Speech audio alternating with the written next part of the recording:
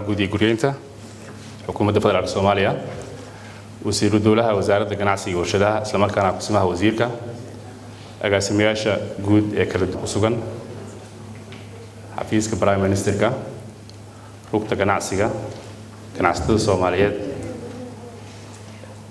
bahda saxaafadda IFC World Bank. Assalamu alaykum wa rahmatullahi wa barakatuh. waxaa sharaf iyo farxad inoo ah in ay idinku soo dhaweyno xafladda daahfurka xogeediyaha ganacsiga Soomaaliyeed oo aan wasaarad ahaan soo wadnay 3 sano ee u dambeysay oo aan ugu mahad celinayno kaalinta awlwadeerada ka soo shaqeeyay portalkan oo muhiimka u ah horumarka ganacsiga dalkeena, kobaca dhaqaalaha iyo qulqulka badeecadaha.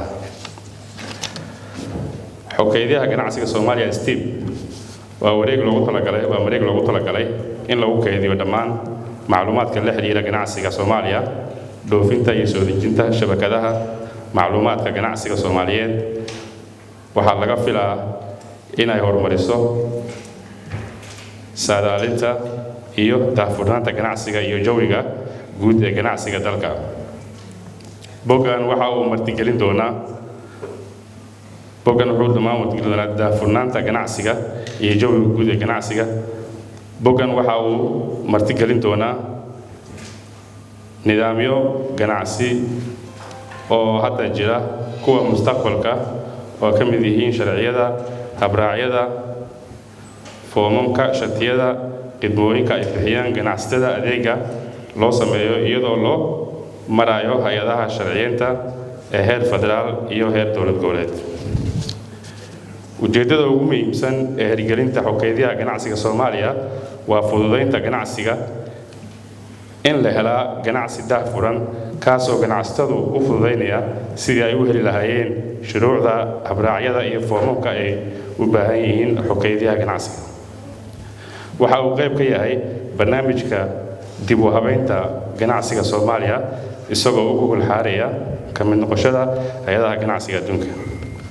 faa'iidooyinka uu leeyahay xogeediyaha ganacsiga wuxuu ogolaanayaa ganacsatada inay helaan dhammaan dukumeentiyada loogu baahan yahay si ay u dhoofiyaan ama ula soo degaan badeecadahooda ayagoo uusan ka dhumin waqti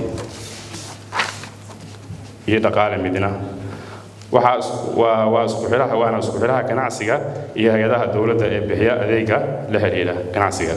sidoo kale mudanayaal iyo marwooyin, xogeediyaha ganacsiga waxaa laga helayaa dhammaan habraacyada iyo dukumeentiyada ruqsadaha warshadaha iyo hanti maskaxeed intellectual board, kuwaas oo muhiim u ah sare u qaadista wax soo saarka, warshadaynta dalka, ilaalinta hal-abuurka dhalinyarada iyo shirkadaha yaryar ee wadaniga ah iyo maalgashadayaasha shisheeye ee dalka ka howlgalaya.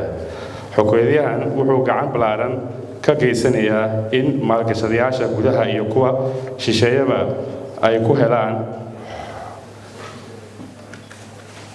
helaan xogeediyahan shuruucda iyo habraacyada iyo ay bixiyaan hay'adaha kala duwan ee dowladda, taasoo gacan ka geysanaysa kobaca ku yimaada maalgashiga dalka, abuuridda fursado shaqo iyo koror ku yimaada dhaqaalaha dalka. ugu dambeyn, waxaan u mahad celinayaa Bangiga Adduunka oo nagu taageeray taabogelinta mashruucan. sidoo kale waxaan u mahad celinayaa saraakiisha wasaaradda ganacsiga iyo warshadaha oo mas'uuliyad iska saaray fulinta mashruuca iyo dhammaan hay'adaha kale ee dowladda. waa mahadsantihiin. Assalaamu calaykum wa rahmatullahi wa barakatuh.